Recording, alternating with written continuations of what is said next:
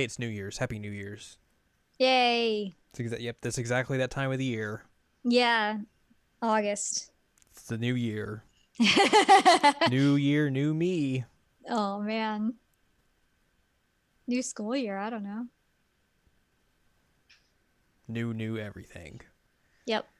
Welcome to this week's episode of Jared and I Watch Love Live. It is episode number 23. I'm Jared, joined as always by Doc Alley and Ladium. Hello. We are discussing a season 2 episode number 10. It's called Muse. Moose. Moose. Backwards U apostrophe S. Hey guys, you ready for some filler? I mean, I feel like we've been ready for that for the last, I don't know, season. Yeah, there's been like 2 important episodes in this season. Basically about it. Yeah. We're here to celebrate the new year. Mm-hmm. Hanukkah passed the heck out. Wearing her comfy clothes. Her very comfy clothes, which is just like 3 shirts, some shorts, because she's like a college jock kid. You're like, she runs out of basketball shorts a lot, or athletic shorts, whatever you called them. It's very bizarre. Yeah. Umi and Katori come to pick her up, and they're like, "Dude, why aren't you ready?" And she's like, And they "I miss just New Year's. woke up." And then it turns to midnight, and everyone's like, "Oh." They go meet up with the first years at the shrine, and Maki is hiding because she's all dressed up very fancy like, and she's like, "Why didn't anybody else dress up?" And they're like, "Oh, were we supposed Were we to do that?" supposed to? She's like, my mom made me do this. My mom thinks this is what people wear nowadays. My mom doesn't understand. I have friends. Does she though? Does she I- actually have friends? That's a good question. I think the only one that could really be construed as a friend at this point is Nico. It's true. They go and do their prayers and all that sort of stuff at the shrine. They eventually run into Nozomi, who's working because she is a shrine maiden. So of She course works she there. would be working on New Year's because this would be a big day for them.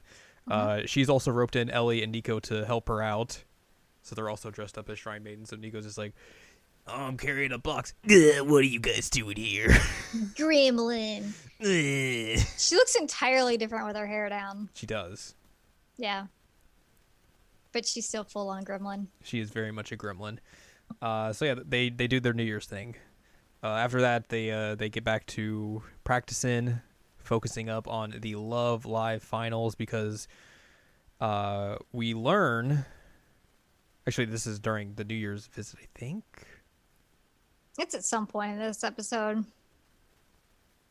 Yeah, so at some point, so before they meet up with the third years, the first and second years run into Arise, and this is where you get confirmation that Muse won the Beat them. prelims and are moving on to the finals. It was very much just like, "Hello, nice to see you. Okay, bye." Yeah, it was so awkward. And like, I guess they did just like take their throne away from them. Yeah, But and like to be fair, like they're not friends, yeah, they don't know each other really. so like yeah, that's about the extent of what you would probably say to someone like that. Yeah, fair. So then afterwards, they get back to practicing, focusing on the finals and everything.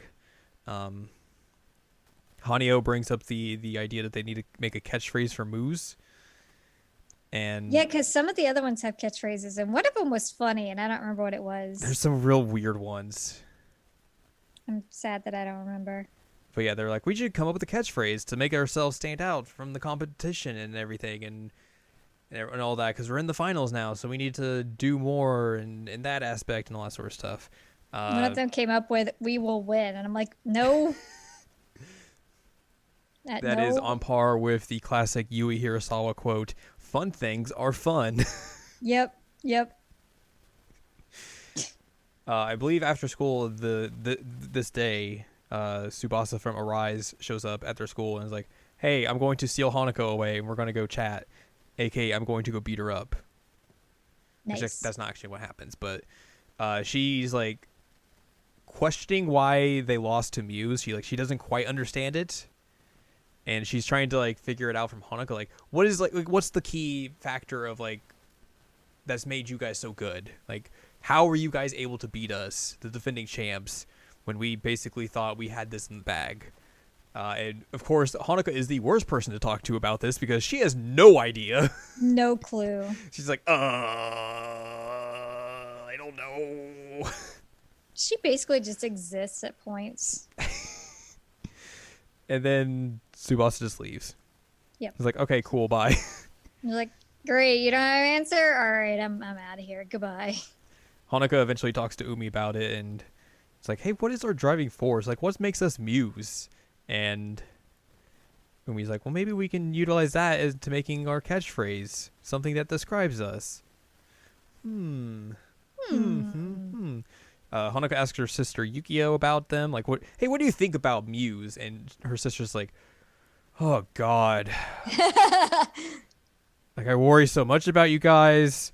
Like, I'm just worried that you guys are actually going to be able to perform well, if you're even going to get on stage. Like, it's exhausting. Hanukkah's like, I don't know. After that, Hanukkah decides that they need to make mochi to show their gratitude to everyone at the school. So they spend... I was going to say, we watched Aqua do this once. Yes, the real-life version of them. Mm-hmm. They'd spend a morning doing that at Hanukkah's place, so everyone gets to beat up some rice. Ellie's sister shows up in the middle of it and thinks that, like, Maki's about, or someone's about to, like, smash Ren with the hammer. She's like, you can't do that. No one needs to get injured before the finals. And everyone's like, what? What do you mean?